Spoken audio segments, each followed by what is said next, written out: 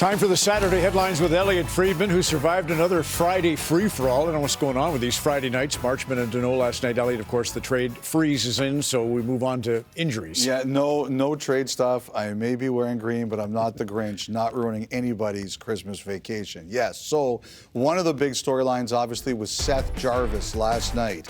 And the good news is that everyone here seems to be hopeful, but there will be no firm statement until he sees the doctors. This is the last game of Carolina's road trip. They're in Tampa tonight.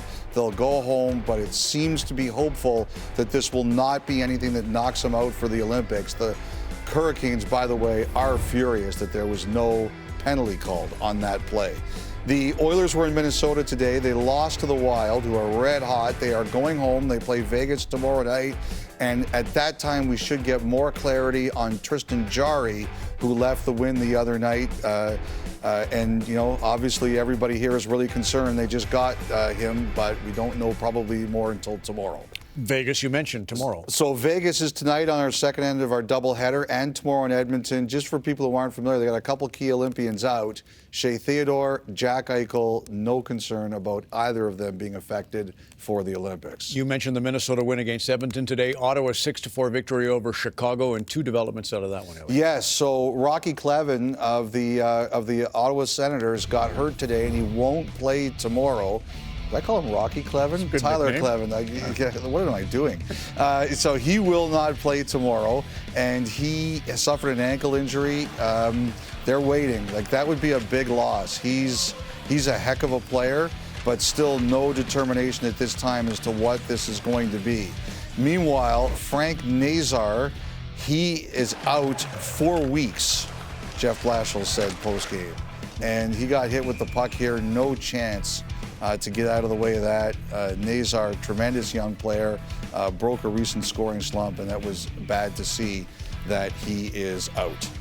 You have been a star of radio in Nashville for a number of years now, Elliotte. It's one of the teams you follow closely, so you're obviously on the pulse of what's going on with that organization. Yeah, so one of the newsy items is that this week they announced that Nick Saban, the great college football coach, purchased a minority share, and he and the new owner, Bill Haslam, are meeting the media on Monday, and it's really the first time Haslam has met the media since he took over the full share of the team. The one thing, I'm not expecting any changes here. I think that Barry Trotz still has runway as they try to get younger, and I'm curious to see what they're going to do over the next few months. But I think most of this media conference is going to be about Saban, who's obviously a big star in Southeastern Conference football country. So we're wondering if we could see any change as part of that. I'm not expecting it. The NHL entry draft, how and where?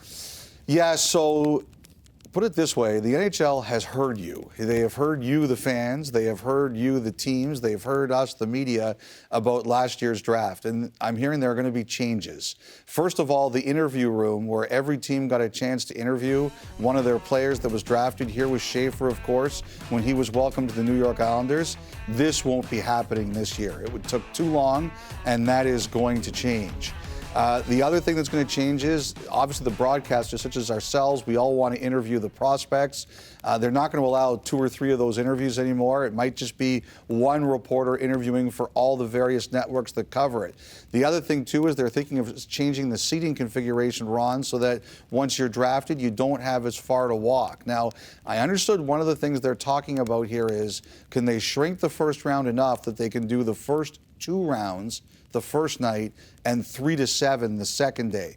It's ambitious, but they are talking about it. They definitely listened as to how long this took last year, and they really are working to shorten it. Where it's going, I still think there's 3 or 4 cities in the mix.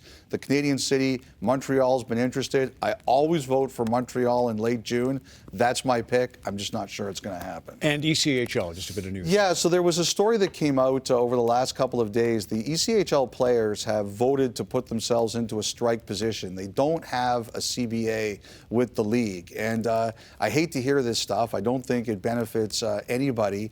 Their last games are tomorrow, and then they have 6 days off before their next games. And they haven't voted to strike, but they have voted for the option to strike if they want to. Now, both sides are still negotiating. It's been a very challenging negotiation. I hope it doesn't happen, but it could happen. Hopefully, cooler heads prevail. People were asking me, does that mean the AHL is going to do it too? The answer is no. They had a handshake as part of their CBA that there would be no stoppage, and the old one would carry over until the new one is done. Ron, I'm under the impression that the new one is just about done, and there will be no stoppage in the AHL. Fantastic. Elliotte Friedman, the Saturday headlines. A lot of good material.